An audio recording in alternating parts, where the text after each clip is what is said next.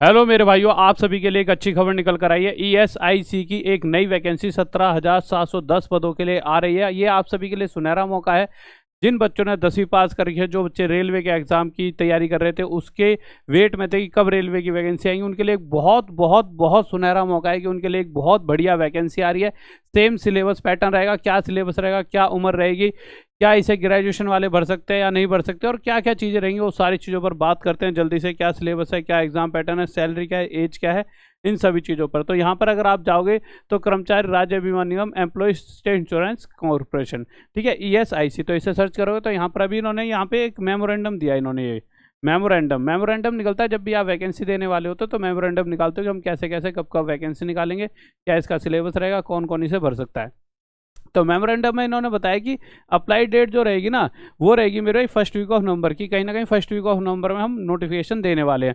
उसके अलावा इन्होंने कहा कि अगर एज की बात करें तो 1 2 3 4 5 अभी और भी बताऊंगा, इसी के अंदर से 2-3 और प्रकार की वैकेंसी निकल कर आती हैं। तो इस तरह की मतलब कि यूडीसी, एमटीएस, एसएसओ, इस तरह की 3 एक प्रकार की भर्तियां आपको मिलेंगी, जिसमें से उम्र दे रखी है 18 से 27 यूडीसी की, एमटीएस की 18 से 25, एसएसओ की 18 से 30। फीस की अगर बात करें तो जनरल वालों की 500 और अदर एंड फीमेल्स की बात करें तो 250 रुपये।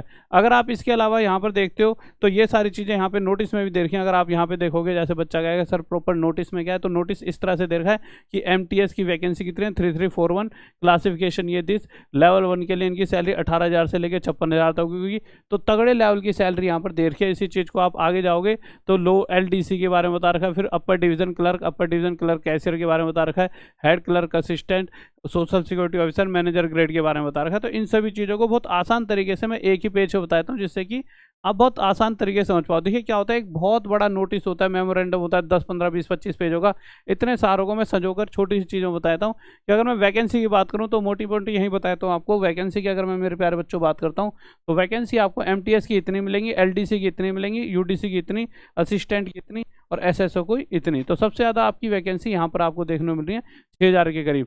अगर क्वालिफिकेशन की बात करें तो क्वालिफिकेशन मेरे भाई एमटीएस वाले के लिए आप देखोगे तो 10th पास है। अगर आप बात करते हो एलडीसी जो कि 1900 के करीब है, उसकी 12th पास है। अगर आप बात करते हो यूडीसी जो 6,000 के करीब है, उसकी ग्रेजुएशन प्लस कंप्यूटर होना चाहिए। अगर असिस्टेंट की बात करें जो 3,000 के करीब है, उसका ग्रेजुएशन प्लस कंप्यूटर। और अगर आप बात करें एसएसओ की जो 2500 के करीब है, उसमें भी ग्रेजुएशन प्लस कंप्यूटर। ये आपकी यहाँ पे क्वालिफिकेशन भी पता लग गई है। अब इसके बाद यही सारी चीज़ें इन्होंने यहाँ पे लिख के दे दी हैं कि मेरे भाई एलडीसी में फ़ायदा क्या क्या है, कि एलडीसी में इतने पद आएंगे, उसमें से 75% ऐसे होंगे जो प्रमोशन होंगे और 25% डिपार्टमेंटल होंगे। इस तरह से इन्होंने चीज़ें दे रखी हैं। अगर आगे क्या जाते हैं तो इसमें यह भी बता रखा है जो यूडीसी वाले हैं उसमें प्रीलिम्स, मेंस और एक स्किल टेस्ट भी होता है।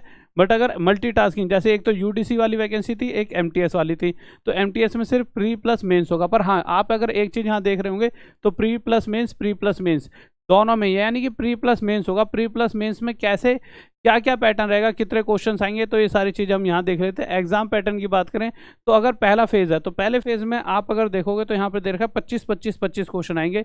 और अगर आप देखोगे तो ये 25-25-25 क्वेश्चन, और अगर यहाँ पे मार्क्स की बात करूँ तो हर 25 क्वेश्चन 50 मार्क्स के। इसका मतलब आप मोटा मोटा यही समझ पा रहे होंगे, हर एक क्वेश्चन 2 नंबर का, हर एक क्वेश्चन यहाँ पर 2 नंबर का होगा। तो सभी क्वेश्चन 2 नंबर के होंगे। साथ ही साथ हर क्वेश्चन की 1/4 नेगेटिव मार्किंग होगी। अगर गलत करते हो तो नेगेटिव मार्किंग 1/4। और साथ ही साथ में ये क्वालिफाइंग नेचर है, ये क्वालिफाइंग नेचर यानी यहाँ से सिर्फ आप क्या कर रहे हो, क्वालिफाई कर रहे हो कि हाँ आप एक लिमिटेड मार्क्स, वहाँ पे नोटिफिकेशन जब भी आएगा वहाँ पे एक लिमिटेड मार्क्स दे दिए जाएंगे कि इतने लाने, तो क्वालिफाई हो जाओगे। क्वालिफाई के बाद फिर फेज़ 2 पे आते हैं। फेज़ 2 की अगर मैं बात करूँ तो फेज़ 2 में 50 क्वेश्चन आएंगे और 50 क्वेश्चन 50 नंबरों के आएंगे, यानी यहाँ पर हर क्वेश्चन 1 नंबर का होगा। यहाँ पे हर क्वेश्चन 1 नंबर का। पर जो जीत और हार है, यानी कि आपका सिलेक्शन होगा या नहीं होगा, वो इसी पर डिपेंड करेगा। यानी ये आपका, वो सिर्फ क्वालिफाई करना है और यहाँ से आपकी कट ऑफ बनेगी। तो फेज़ 2 आपके लिए बहुत ज़रूरी है, फेज़ 1 भी ज़रूरी है। और आपको पता लग गया होगा कि मेरे भाई क्या क्या क्या किस किस चीज़ का यूज़ है। तो जीके जीएस का, रीजनिंग का, मैथ्स का, इंग्लिश का। तो आप समझ सकते हो ये चारों आपके लिए कितने ज़रूरी हो जाते हैं। तो ये चारों चीज़ें आपको देखने को मिलेंगी। इन्हीं चीज़ों को इन्होंने अपनी भाषा में बता रखा है। नोटिस इस तरह का होगा, आप देखोगे तो उसी चीज़ को हमने कम शब्दों में, आसान चीज़ों में बता दिया कि इतना लंबा खींचने की जरूरत थी नहीं। उन्हीं चीज़ों को मैंने संजो के, मेहनत करके आपको इस तरह से बनाकर दे दिया। अब मुद्दा आता है मेरे प्यारे बच्चों कि एसएसओ का। तो एसएसओ का देखो, हमने उन दोनों का तो देख लिया। एसएसओ का name of the test, objective test, English, reasoning, quantitative. और यहाँ पर इसमें थोड़ा सा अलग रहेगा एसएसओ में। Number of question 30, 35, 35, maximum 30, 35, 35, 20 minute, 20 minute, 20 minute, English Hindi and English, Hindi and English में पेपर आएगा। अब मुद्दा क्या आ जाता है मेरे प्यारे बच्चों की, गुरुजी अब तैयारी कैसे करें, ये तो सारी चीज़ें आपने बता दी। तो बच्चों तो सबसे अच्छा है आज ही के आज जाके इस बैच में पढ़ने लग जाओ। क्योंकि देखिए एक चीज़ होती है कि देखिए आपके पास हर गली मोहल्ले में, आपके आस पड़ोस में हर कोई तैयारी कर रहा है, ऐसा नहीं सिर्फ आप कर रहे हो।